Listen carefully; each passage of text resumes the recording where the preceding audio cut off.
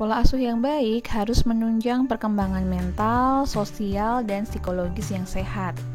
Ketiga hal tersebut berperan dalam pembentukan karakter anak saat dewasa nanti. Dalam dunia psikologi dikenal 4 jenis pola asuh anak. Masing-masing memiliki dampak yang berbeda terhadap karakter anak. Sebagian besar orang tua akan mengadopsi salah satu pola asuh yang tampak lebih dominan ketimbang pola asuh lainnya. Yang pertama adalah pola asuh otoriter. Tipe pola asuh anak yang pertama ini menjadikan orang tua sebagai pemegang kekuasaan tertinggi atau otoriter dan mendominasi dalam mengasuh anak. Karakteristik otoriter yaitu kaku, tegas, menerapkan hukuman jika tidak sesuai aturan.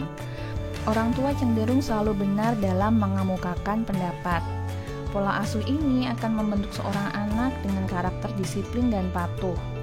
Namun sayangnya, orang tua yang otoriter sering melayangkan ungkapan pokoknya ketika sedang mengutarakan pendapat tanpa memperdulikan atau mendengar pendapat dan keinginan anak.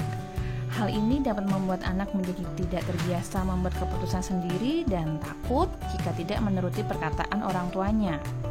Selain itu, anak yang terbiasa dengan pola asuh otoriter seringkali sulit mengungkapkan pendapatnya serta muncul masalah kecemasan yang dapat menyebabkan stres.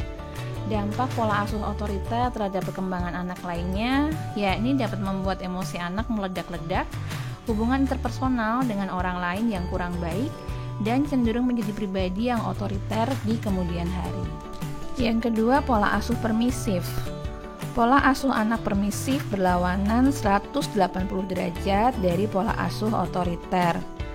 Pola ini dikenal dengan karakteristik memanjakan anak atau serba boleh. Orang tua permisif menjadi seorang teman baik bagi anaknya karena memberikan perhatian, kehangatan, dan interaksi yang cukup baik.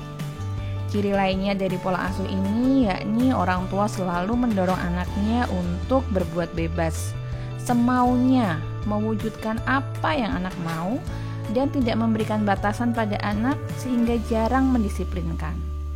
Anak yang tumbuh dengan pola asuh permisif memang tumbuh kreatif karena terbiasa bebas mengekspresikan dirinya.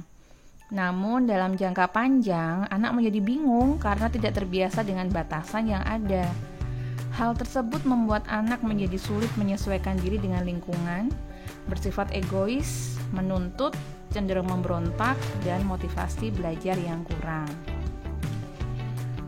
Yang ketiga, tipe pola asuh cuek. Pola asuh cuek atau abai sering terjadi pada orang tua yang terlalu sibuk atau memiliki masalah pribadi seperti masalah keuangan, kecanduan narkoba, alkohol, atau judi. Pada tipe pola asuh anak ini, orang tua hanya memenuhi kebutuhan fisik dasar anak saja, seperti makan, tempat tinggal, dan pakaian. Sementara itu, kebutuhan secara psikologis dan emosional jarang terpenuhi karena orang tua menjadi tidak peduli dan jarang berinteraksi dengan anaknya. Pada pola asuh ini tidak jarang jika anak lebih banyak dididik oleh gawai, televisi, atau video games. Saat kecil mungkin anak belum sadar atas ketidakacuhan orang tuanya. Namun lambat laun, anak menjadi sadar bahwa dirinya tidak penting dalam hidup orang tuanya sehingga cenderung menjadi anak yang mandiri. Hal ini tidak sepenuhnya baik karena anak yang tumbuh dengan pola asuh cuek cenderung menyebabkan anak bermasalah di kemudian hari. Nilai akademis yang buruk, emosi yang tidak terkontrol, serta kesulitan menjalin relasi dan komunikasi. Yang keempat, pola asuh demokratis. Pola asuh demokratis merupakan pola asuh yang paling baik. Hal ini didukung oleh penelitian dari UGM yang membuktikan pola asuh orang tua yang demokratis dapat mencegah anak memiliki masalah kepribadian.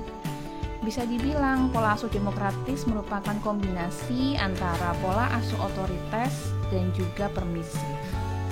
Anak diberikan batasan dan konsekuensi yang konsisten ketika batasan tersebut dilanggar.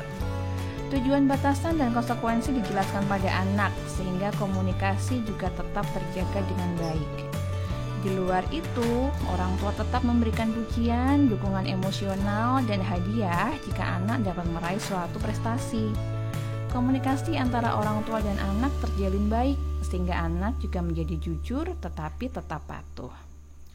Pola asuh ini menjadikan anak memiliki kepribadian yang seimbang, mandiri dalam mengambil keputusan, disiplin, dan mempunyai komunikasi baik, memiliki rasa percaya diri, kreatif, dan bahagia secara psikologis. Karakter tersebut dipercayai dapat menjadi kunci sukses seorang anak di kemudian hari.